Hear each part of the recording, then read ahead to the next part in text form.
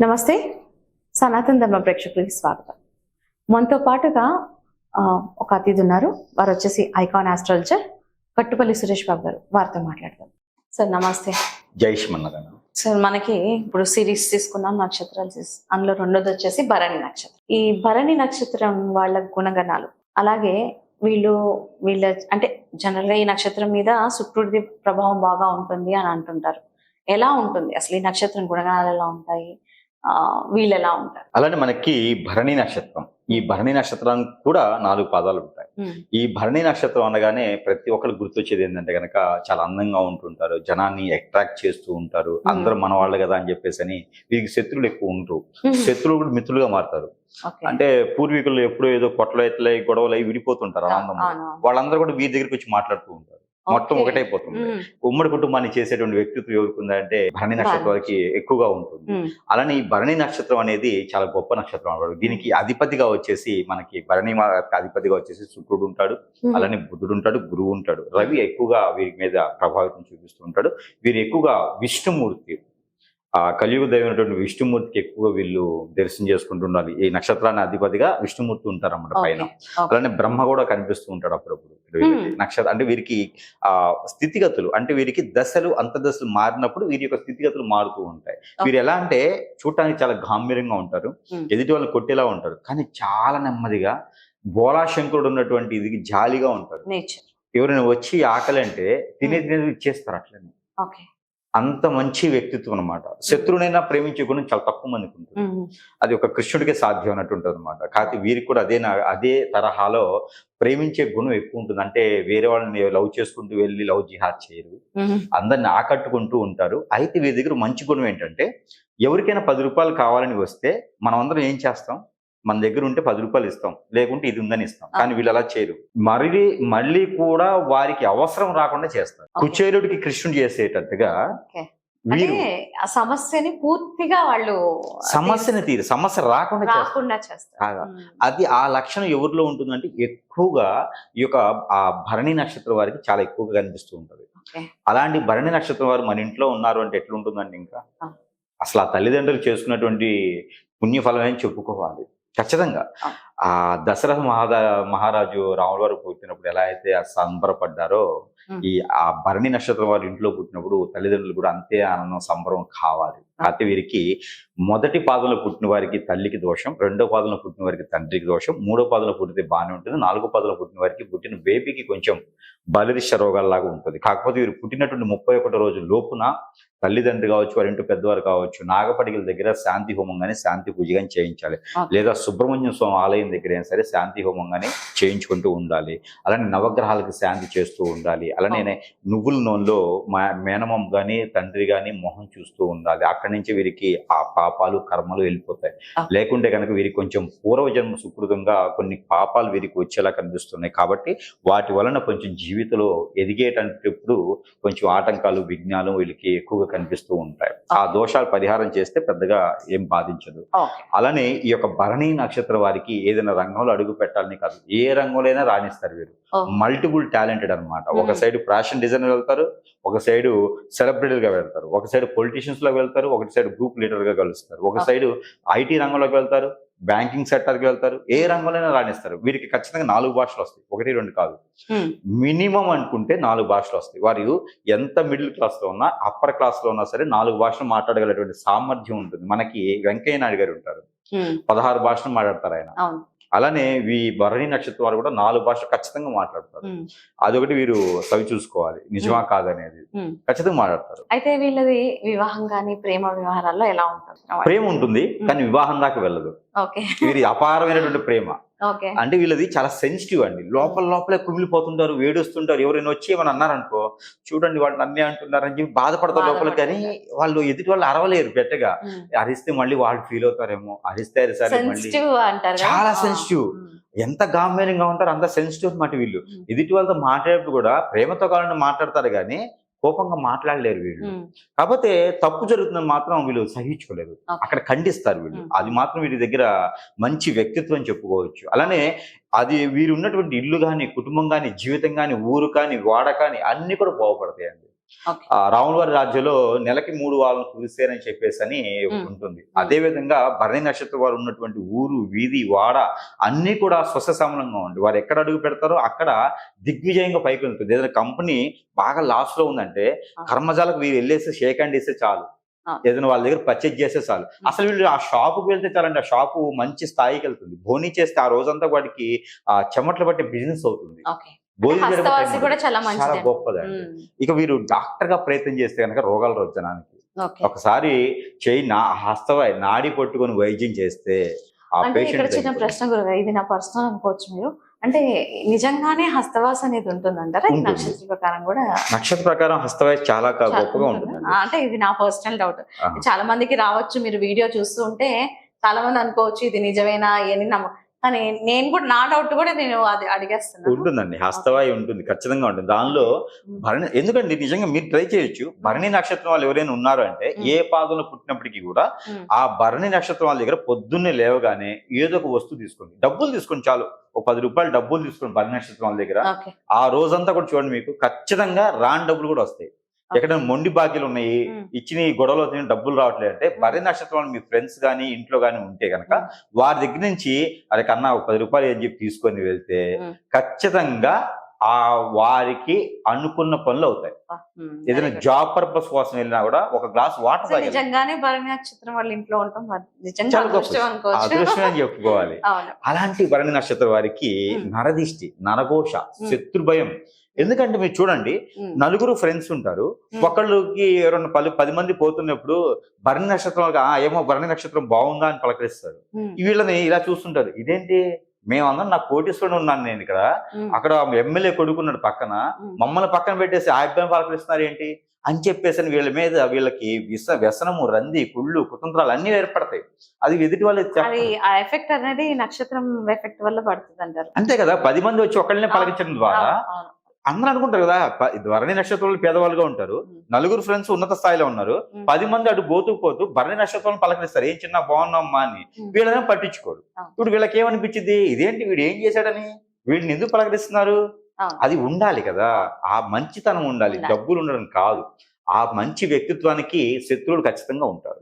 కాబట్టి వారిపైన ఎలోకలా తీర్చుకోవాలని చెప్పేసి అని కుతంత్రం, వ్యసనం, రందితో వారిపైన ఎన్నో రకాల ప్రయోగాలు కూడా చేసేటువంటి విధానం ఉంది. మందు పెట్టుతారు, విప్రడేం చేస్తారు, వశీకరణ చేస్తారు, బ్లాక్ మ్యాజిక్ చేసి అష్టదిబ్బంది చేస్తారు, జీవితంలో ఎదగకుండా చేస్తారు. ఇది మనం అనుకుంటాము నాకు జాతకం బాగాలేదు, నక్షత్రం బాగాలేదు, నా కర్మ బాగాలేదు అనుకుంటాం. కర్మ అనుకుంటాం, ప్రతిదానికి మనం అనుకునే కర్మే.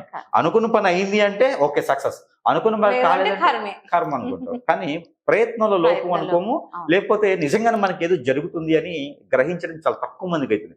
ఈ మధ్యన మన వీడియోస్ వినడం ద్వారా చాలా మంది అవగాహన వచ్చేసి అయ్యో ఇప్పటిదాకా మనం విన్నదంతా కరెక్ట్ కాదేమో. ఎందుకు సార్, నేను కూడా చాలా చూస్తున్నాను కదా మీ వీడియోస్ లోనే, కింద కామెంట్స్ లో సార్ మీరు 100% కరెక్ట్ సార్, మీరు చెప్తుంది ఈ ప్రభావం కరెక్టే ఉంది అని చాలా మంది కమెంట్స్ కూడా ఇస్తున్నారు. నేను స్టార్టింగ్ లోనే చెప్దాం అనుకున్నాను ఈ విషయం, బట్ ఇప్పుడు మీరు అన్నారు కాబట్టి ఆ టాపిక్ వచ్చింది. అయితే సార్ ఇప్పుడు వచ్చేసి వీళ్ళ వ్యాపార రీత్యా కానీ, ఉద్యోగం కానీ, అసలు ఏ రంగాల్లో వీళ్ళు బాగుంటుంది, వ్యాపారం ఏమేమి చేసుకుంటే వీళ్ళకి బాగా సక్సెస్ వస్తుంది? ఖచ్చితంగా అండి, వీళ్ళకి హోటల్స్ రంగం చాలా అద్భుతంగా ఉంటుంది. అలానే బోటిక్, ఫ్యాషన్ డిజైనర్ వీటిలో చాలా చాలా బాగుంటుందండి. అలానే ఆర్కిటెక్చర్స్ గా కూడా వీరు డిజైన్స్ గీసేదానికి కూడా చాలా అద్భుతంగా ఉంటుంది. అలానే వీరికి గోల్డ్, సిల్వర్ లాంటి వ్యాపారాలు చాలా అద్భుతంగా ఉంటాయి. బ్యాంకింగ్ రంగాలు, banking sector, finance, shares, mutuals, అలానే ఎక్స్పోర్ట్, ఇంపోర్ట్, మార్కెటింగ్ రంగాలు వీరికి అద్భుతంగా ఉంటాయండి. వీరికి ఏంటంటే మాట్లాడే ఉచ్చారణ చాలా గొప్పగా ఉంటుంది. ఎవరినైనా ఇట్టే వాళ్ళు ఆకట్టుకోగలరు. ఆ ఫేస్ వాల్యూ అనేది వీరికి చాలా బాగుంటుంది. 10 మంది వెళ్తే అపాయింట్మెంట్ ఎవరు? అశ్విని భరణి నక్షత్రం వెళ్తే అపాయింట్మెంట్ ఇచ్చేస్తారు. ఎవరైనా అపాయింట్మెంట్ ఇవ్వాల్సిందే, ఎందుకంటే వారి యొక్క పాజిటివ్ అనేది అలా ఉంటుంది. అలానే వీరికి కలిసి వచ్చేటువంటి దశ శుక్రుడి దశ బాగా అద్భుతం కలిసి వస్తుందండి. పెళ్లి కూడా అవుతుంది. శుక్రుడి దశలో అన్ఎక్స్పెక్టెడ్ గా పెళ్లి అవుతుంది వీరికి, అది చాలా గొప్ప విశేషం. వీరికి కాలసర్ప దోషం ఉన్నా, కుజ దోషం ఉన్నా, కలత్ర దోషం ఉన్నా సరే పెళ్లి అవుతుంది. శుక్ర దశ ఉంటే చాలు వీరి పెళ్లి అయిపోతుంది. వీరి శుక్ర దశ వచ్చేసి ఖచ్చితంగా 27 సంవత్సరం ఏర్పడింది. అంటే 27 నుంచి 36 లోపు వీరికి శుక్ర దశ ఎప్పుడైనా రావచ్చు. అంటే వీరికి పుట్టినటువంటి పాదాలు క్యాలిక్యులేషన్ చేసుకోవాలి కాబట్టి కొంచెం అటు ఇటుగా 27 నుంచి 36 సంవత్సరాల లోపు శుక్ర దశ వచ్చింది. వీరు లైఫ్ లో సెటిల్ అయ్యేది కూడా శుక్ర దశలోనే. శుక్రదశలో సెటిల్ అయిపోతారు, శుక్రదశలో పెళ్లి అయిపోతుంది, శుక్రదశలో జీవితం మారిపోతుంది, ఇలా టర్న్ అయిపోతుంది జీవితం. అలానే వీరు ఉన్నత శిఖరాలు ఎక్కుకునేటువంటి ఉంటారంటే ఉన్నత స్థాయిలోనే ఉంటారు ఎప్పుడు కూడా. వీరికి ఎప్పుడు కూడా ఇంకోళ్ళ దగ్గర పని చేయాలని ఎక్కువ చూడరు. వీరు ఇండిపెండెంట్ గా మొదలు పెడతారు. వీరు స్థాపించేటువంటి కంపెనీస్ లో ఈ రోజు మనం ఇప్పటికీ చెప్తున్నాం, బిర్లా, ఆదిత్య, లేకపోతే మహేంద్ర, ఇలాంటివి చెప్పుకుంటున్న కంపెనీస్ అన్ని ఉన్నాయి కదా, ఈ కంపెనీస్ స్థాపించేటువంటి స్థాయిలో వీరుంటారు. ఇంకొక 10 మందికి ఉపాధి అవకాశం ఇచ్చేటువంటి స్థాయిలో వీరుంటారు. ఇండస్ట్రియల్ గా మొదలు పెడతారు. వీరు ఓన్ గా ఇండిపెండెంట్ గా మొదలు పెట్టి ఎంతో మందికి ఉపాధి అవకాశం కల్పించేటువంటి స్థాయిలోనే ఈ యొక్క భరణి నక్షత్రం వారు ఎక్కువగా పని చేస్తూ ఉంటారు. అలాంటి భరణి నక్షత్రం వారికి పెళ్లి చేసుకునే యోగ్యత కావాలి. ఏ నక్షత్ర వారికి ఏ రాశి వారిని చేసుకోవచ్చు అంటే ఈ భరణి నక్షత్ర వారు ఖచ్చితంగా మిథున రాశి వారిని పెళ్లి చేసుకోవచ్చు. ఏ నక్షత్రం ఉన్నా సరే మిథున రాశి వారిని పెళ్లి చేసుకోవచ్చు, సింహరాశి వారిని పెళ్లి చేసుకోవచ్చు. వీరిద్దరి మధ్య అన్ని చాలా గొప్పగా ఉంటుంది. ఎంతమంది వచ్చి పొలలేసినా, నిప్పులేసినా, బొగ్గులేసినా, రాళ్ళేసినా సంసారం విడిపోదు. సింహరాశి వాళ్ళకి అండర్స్టాండింగ్ అంత బాగుంటుంది వీరిద్దరి మధ్య. అలానే కన్యా రాశి వారికి ఇంకా బాగుంటుంది. కన్యా రాశి వారి వల్ల వారికి ఎదుగుదల వస్తుంది, వారి వల్ల వీరికి ఎదుగుదల, పేరు, ప్రఖ్యాత, హోదా, డబ్బు అన్ని వస్తాయి. కానీ కన్యా రాశి వాళ్ళని చేసుకుంటే చాలా అద్భుతంగా ఉంటుంది. ఇక మూడోది ధనుసు రాశి. ఈ ధనుసు రాశి వాళ్ళు చేసుకుంటే ఇంక ఎవరేం చేసేలేదండి. వీరు మణితత్వం, వారు మణితత్వం. వీరు ఒక రూట్లో వెళ్తారు, వారు ఒక రూట్లో వెళ్తారు. వీరు గేమ్స్ ఆడితే వాళ్ళు గేమ్స్ ఆడతారు. ఏకనాడి అంటారు అనమాట. ఈ ఏకనాడి తత్వంతో ఎక్కడ పబ్బుకి వెళ్ళాలంటే ఇద్దరు వెళ్తారు, గుడికి వెళ్ళాలంటే ఇద్దరు వెళ్తుంటారు.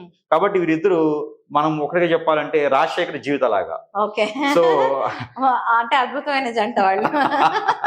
ఖచ్చితంగా అండి. వాళ్ళు నేను చాలా మంది చూసాను సెలబ్రిటీస్ లో, వారి జంట నాకు చాలా పవిత్రంగా అనిపిస్తుంది. ఎందుకన్నా కానీ డిఫరెంట్ అంటే చాలా ఉన్నతమైనటువంటి దాంట్లో ఉంటారు. ఎక్కడ ఏది దాచుకునేది ఉండదు, చాలా గొప్పగా ఉంటారు. కాబట్టి ఖచ్చితంగా చెప్పాలంటే కనుక వారిద్దరి జంట ఎలా అయితే ఉంటుందో, ధనుసు రాశి, ఈ యొక్క భరణి నక్షత్రం, వీరిద్దరి జంట కూడా ఈక్వల్ గా అలానే ఉంటుంది ఒక మాట చెప్పాలి అంటే. కాబట్టి వీరు ధనుసు రాశి వాళ్ళని కంపార్టబుల్ చూసినా చూడకపోయినా, కలిసినా కలవకపోయినా సరే వారిని పెళ్లి చేసుకోవచ్చు ఖచ్చితంగా. ఎందుకంటే గొంతమ్మ కోరికలు అంటారు, అలాంటి కోరికలు కోరి ఇలాంటి సంబంధాలు వదులుకున్నారంటే మాత్రం జీవితం ఇంకా వీరికి ఇంకా లేదు అనుకోవడమే. కాబట్టి అలాంటి నక్షత్రాలు కానీ రాసు వారిని వస్తే ఖచ్చితంగా జీవిత భాగస్వాములు ఎంచుకుని మన బాధ్యతగా ఉండాలి. ఎదుటి వాళ్ళు చెప్తే తినకూడదు. అయితే అంతా బాగుంది గురుగారు, మీరు చెప్పిందంతా కరెక్ట్ అని అనుకోకుండా మాకు చాలా సమస్యలు ఉన్నాయి, ఇంతవరకు మీరు చెప్పినంత బాగుంది, మా సమస్యలు ఎలా తీరుతాయి అనుకున్న వాళ్ళకి రెమెడీస్ ఖచ్చితంగా అండి. మొదటిగా వీరు గమనించాల్సింది, గుర్తించాల్సింది, ఆలోచించాల్సింది ఏంటి అంటే కనుక, మన వీడియో వారిని పొగట్టడానికి కాదు, మన వీడియో వారిని ఏదో నేను చేసేస్తానని కాదు. ప్రతి ఒక్కరికి ఒక అవగాహన అనేది ఉండాలి. ఇప్పుడు భరణి నక్షత్రం మనం చెప్పాం, వారి లక్షణాలు, గుణగణాలు చెప్పుకున్నాము.